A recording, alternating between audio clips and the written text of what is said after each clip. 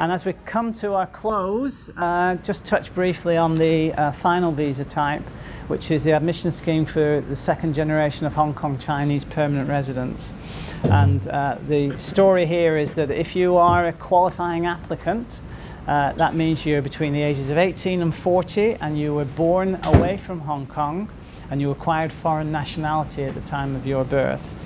And that one of your parents at the time of your birth was a Chinese national and settled overseas and is today a Hong Kong permanent resident. Whether they've acquired that permanent residency after the child was born or whether that parent had permanent residence in Hong Kong at the time that the child was born.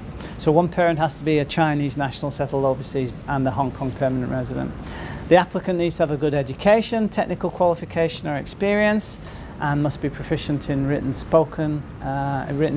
spoken English or Chinese.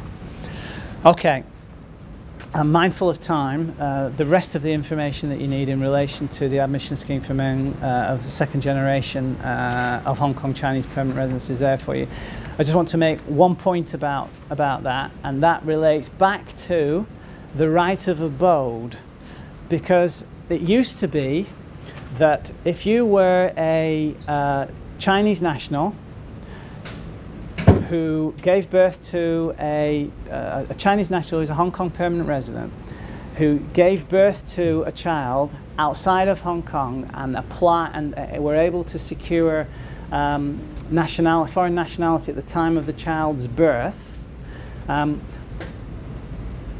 person, when you backtracked it subsequently, meant that that person could, for the purposes of family reunion, as that person got older, apply for the right of abode by descent from the fact that their Chinese parent had right of abode in Hong Kong or permanent residence in Hong Kong at the time that the child was born overseas. Because of the fact that the child was born overseas, that child couldn't get the right of abode. The immigration department couldn't grant them that by law, but they didn't want to step in the way of family reunion, because you might have had a situation where the parent was settled abroad at the time of the child's birth, was a Hong Kong permanent resident, but then through the passage of time, the parents have moved back to Hong Kong, and then the child is overseas doing what it does. And then family is getting older, so the child wants to come back to Hong Kong to avail family reunion to look after the elderly parents. Because of the fact that this child was born overseas, he couldn't get the right of abode.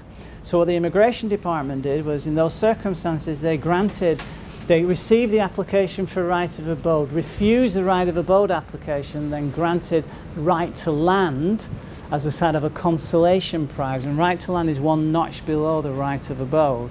However, one of the parting shots of C.Y. Leung, before he left our good offices, was to essentially comply with a diktat that came from Beijing that says we want to reinforce the concept of Chinese nationality.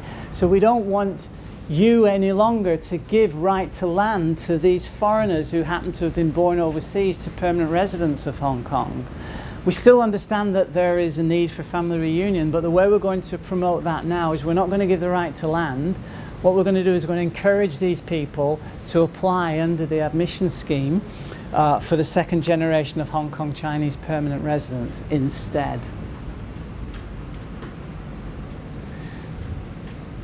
So that's an interplay between Chinese nationality, permanent residency in Hong Kong, and the ability to attain family reunion where there is a need for a child to join their permanent resident families in Hong Kong. And last 30 seconds, in your pad, so in your booklet, you've got a tool called the Hong Kong Visa Application Roadmap. You can use the Visa Application Roadmap to create what is essentially an actionable plan for any type of visa application. You can download you've got a copy there. You can download it from our website. So if you download it from our website, you'll get a video every day for 4 days that sets out the 4 elements of how to use this application plan. And then if you need to go through the process of extending your clients' Hong Kong visas, there's a Hong Kong visa extension kit detailing your plan with downloads via the web. And that's it. I wish you a very good weekend. I'm happy to answer any questions. I'm mindful of the time that we need to get on. So thanks very much for your attention. I'm available if you want to chat. Thank you.